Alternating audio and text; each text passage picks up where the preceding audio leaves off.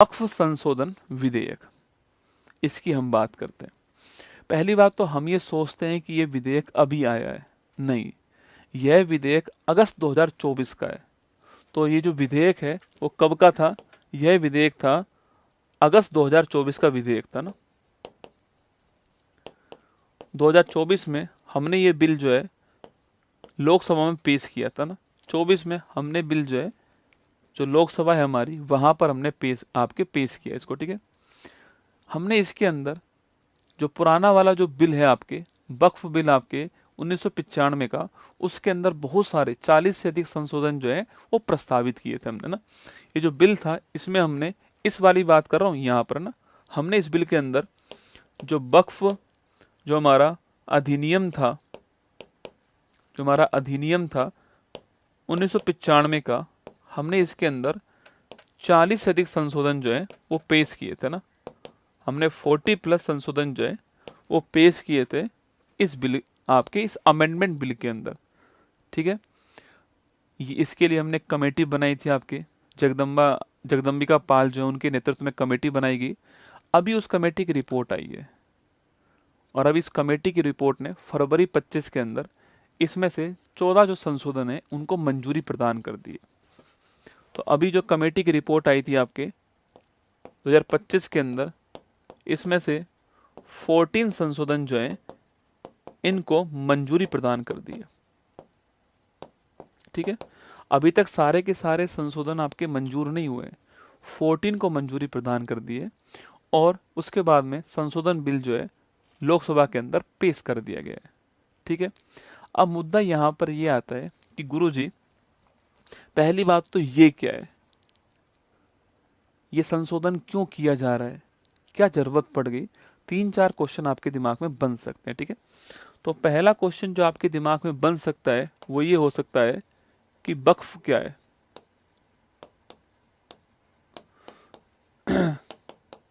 पहला क्वेश्चन तो आपके दिमाग में आ सकता है कि जो वक्फ है वो क्या है। दोस्तों आपके देखो,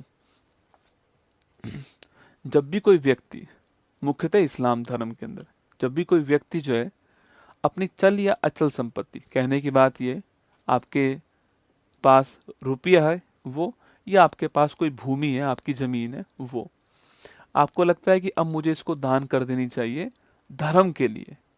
धर्म के जितने भी कार्य हो रहे हैं, कहीं मस्जिद बन रही है, कहीं पर कब्रिस्तान बन रहा है, कहीं कोई स्कूल बन रहा है आपके, तो वहां मुझे दान कर देना चाहिए। तो जब कोई व्यक्ति अपनी चल या अचल संपत्ति को धर्मार्थ कार्य के लिए दान कर देता है तो आपके उसे कहते हैं वक्फ। तो वक्फ क्या होता है? तो जब कोई व्यक्ति अपनी चल या अचल संपत्ति को, जो भी है, रुपया, पैसा या भूमि, जो भी है, ठीक है, चल या अचल संपत्ति को धर्मार्थ के लिए दान कर देता है, धर्मार्थ के लिए आपके समर्पित कर देता है, दान कर देता है धर्मार्थ के लिए, तो इसे कहते हैं हम लोग वक्फ। क्या कहते हैं? वक्फ, ठीक है। इसे कहते हैं दोस्तों हम लोग वक्फ। अब इसको रेगुलेट करने के लिए भारत में अलग अलग राज्यों में आपके वक्फ बोर्ड बनाए गए, ठीक है। इसको भाई रेगुलेट भी करना पड़ेगा आपके, तो इसको रेगुलेट करने के लिए क्या बनाए गए? इसे रेगुलेट करने के लिए वक्फ बोर्ड जो है वो अलग अलग स्टेट के अंदर आपको मिल जाएंगे, ठीक है, अलग अलग स्टेट में मिल जाएंगे। यहाँ तक तो सब ठीक है। अब दोस्तों जो वक्फ संपत्ति है, ये कितनी महत्वपूर्ण है, क्यों इतना हंगामा इसके ऊपर हो रहा है, आप आंकड़ों से समझिएगा कि भारत में तीसरे स्थान पर सर्वाधिक भूमि जो है वो वक्फ के बोर्ड के पास में। भारत में तीसरे स्थान पर सर्वाधिक जो भूमि है वो किसके पास में? वक्फ बोर्ड के पास में, या तो रेलवे के पास में इससे अधिक, या फिर डिफेंस के पास में। तो ये क्यों महत्वपूर्ण है, मैं आपसे ये कह रहा हूँ कि जो वक्फ संपत्ति है ये क्यों महत्वपूर्ण है। भाई अगर ये छोटी मोटी चीज है तो फिर क्यों ही माथा मार रहे हो इसके ऊपर इतना, क्यों इसके ऊपर जो है इतना विवाद हो रहा है, हर कोई इसी में लगा हुआ है, हर कोई न्यूज चैनल इसमें लगा हुआ है। तो हमें समझना पड़ेगा कि भाई क्यों महत्वपूर्ण है। 1 लाख करोड़ रुपए से अधिक की संपत्ति है इसके पास में। कितनी है? 1 लाख करोड़ रुपए से अधिक। कई देशों की जीडीपी नहीं होगी इतनी, इससे अधिक की संपत्ति है इसके पास में।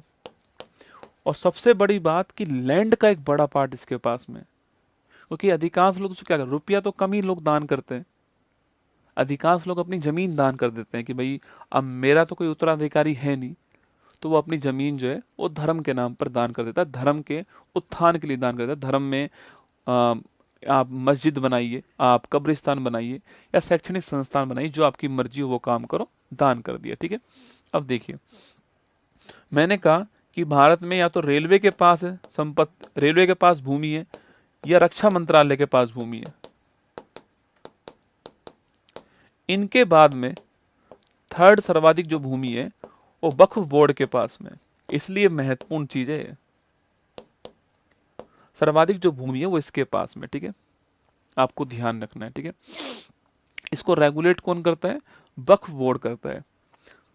समस्या दोस्तों यहीं पर है असली में, अब समस्या क्या है, यहीं पर है एक्चुअली में। इसके पास में जो पिछला वाला जो अधिनियम था हमारा 1995 वाला, इसके पास में दो ऐसे अधिकार हैं जिन्होंने ये संशोधन पेश करवाया, वो दो ही अधिकार हैं ऐसे। संशोधन क्यों आया, ये संशोधन जो है वो क्यों आया, जरूरत क्या पड़ गई दोस्तों ना। संशोधन आने का जो कारण था वो था वक्फ बोर्ड। एक्चुअली में ये मनमानी कर रहा है अपनी, एक वर्ड में कहूंगा आपसे, मनमानी करने में लगा हुआ है।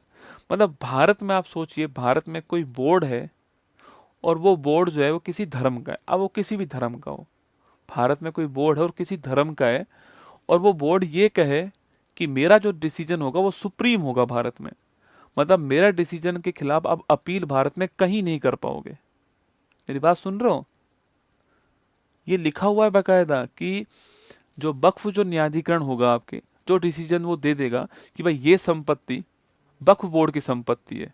पहली बात तो किसी भी संपत्ति को वो वक्फ बोर्ड की संपत्ति घोषित कर सकता है, एक तो ये अधिकार इसके पास में, अपने धर्म की किसी भी संपत्ति को, किसी भी व्यक्ति की संपत्ति को वो वक्फ बोर्ड की संपत्ति घोषित कर सकता है। तो एक तो पहला तो अधिकार ये हो गया, किसी भी संपत्ति को,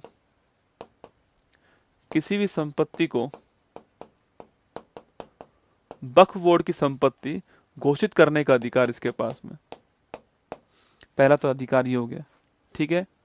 सेकंड अधिकार इसके पास में क्या है कि जो डिसीजन लिया है, वक्फ न्यायाधिकरण ने जो डिसीजन ले लिया है, मान लो कोई विवाद हुआ, तो इसके लिए इन्होंने जो है वो एक ट्रिब्यूनल बनाया हुआ है, न्यायाधिकरण बनाया हुआ है, वक्फ न्यायाधिकरण, ठीक है।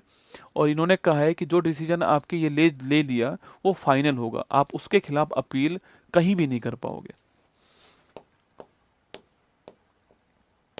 जो वक्फ न्यायाधिकरण होने वाला है के खिलाफ अपील, खिलाफ नो अपील, कोई भी अपील आप नहीं कर सकते किसी भी कोर्ट में, किसी भी कोर्ट में आप अपील नहीं कर सकते। ये इसमें लिखा हुआ था। किसकी बात कर रहा हूं मैं 1995 के एक्ट की बात कर रहा हूं। अब आप मुझे बताओ कि संशोधन होना चाहिए या नहीं होना चाहिए, बहुत जरूरी था संशोधन होना। देखिए, ये किसी के धर्म में हस्तक्षेप की बात नहीं है, लेकिन ये जो असीमित शक्ति है ना, ये कभी कभी उसी धर्म के लोगों को भी परेशान कर देती है, उसी धर्म के लोगों को भी नुकसान पहुंचाती है, ठीक है। अब हमने क्या करा, संशोधन पेश किया, और जो 14 संशोधन पेश हुए, जो मंजूर हुए, उसमें 4 बड़े डिसीजन भारत में हुए, उसमें 4 बड़े डिसीजन आपके भारत के अंदर हुए, जिनकी सराहना आपको भी करनी चाहिए। देखिए वो कौन कौन से हुए। तो आपको ये बैकग्राउंड समझ में आ गया कि वक्फ क्या है, वक्फ की संपत्ति इतनी महत्वपूर्ण क्यों है, संशोधन हम क्यों लेकर आए, तो मैंने आपको ये समझाने का प्रयास किया। अब बात करते हैं बदलाव की, अब बात करते हैं चेंजेस की। क्या क्या बदलाव इस बिल में, अमेंडमेंट बिल में प्रस्तावित हैं जिनको मंजूरी मिल चुकी है। पहला, कि जो वक्फ है वो किसी भी संपत्ति को दे, मतलब कोई भी आपके व्यक्ति है, मान लो कि मेरी संपत्ति थी और मेरा कोई भी आगे पुरुष उत्तराधिकारी नहीं था, तो वक्फ ने मेरी संपत्ति ले ली कि आपका कोई उत्तराधिकारी तो है नहीं आगे, आप संपत्ति हमें दे दीजिए, हमने ले ली उस संपत्ति को। इस संशोधन में कहा गया है कि अगर महिला उत्तराधिकारी है तो आप उसके अधिकार से उसको वंचित नहीं कर सकते, उसका भी संपत्ति में अधिकार है। तो ध्यान रखना, पहला बदलाव है महिला उत्तराधिकारी, उसकी बात कही गई है ना। जो महिला उत्तराधिकारी है, इसका अधिकार है, इसका अधिकार है संपत्ति में हक, ठीक है। तो किसी व्यक्ति ने कोई संपत्ति वक्फ को दी है, लेकिन उससे पहले अगर महिला उत्तराधिकारी है तो आपको संपत्ति उसे देनी पड़ेगी, आप सीधा वक्फ को नहीं दे सकते, ये उन्होंने कहा है। पहले तो ये था कि पुरुष उत्तराधिकारी नहीं है तो संपत्ति वक्फ के पास पहुंच जाएगी, ठीक है। सेकंड बड़ा बदलाव, कोई भी सरकारी संपत्ति वक्फ बोर्ड के पास में नहीं जाएगी, कोई भी सरकारी संपत्ति को वक्फ नहीं माना जाएगा, और अगर किसी को माना गया है तो उसको वापस किया जाएगा। तो लिखिएगा, सेकंड बदलाव है कि सरकारी संपत्ति जो है, हाँ ये सच बात है, सरकारी संपत्ति भी वक्फ बोर्ड के पास में है कई जगह पर, क्योंकि उसने जो कह दिया ना, कि उसने कह दिया कि ये संपत्ति वक्फ बोर्ड की है, वो हो गई उसकी, ऐसा था मामला। सरकारी संपत्ति वक्फ में नहीं जाएगी, सरकारी संपत्ति वक्फ में नहीं जाएगी, गई है तो वो हटेगी, ठीक है। थर्ड पॉइंट, किसी संपत्ति पर स्वामित्व किसका है ये तय करने का अधिकार कलेक्टर का होगा। किसी संपत्ति पर किसका स्वामित्व है ये तय करने का अधिकार किसका होने वाला है, जिला कलेक्टर का होने वाला है। वक्फ तय नहीं करेगा कि संपत्ति पर अधिकार किसका है, स्वामित्व किसका है, ये वक्फ तय नहीं करेगा, ये तय कौन करेगा, ये जिला कलेक्टर तय करेंगे।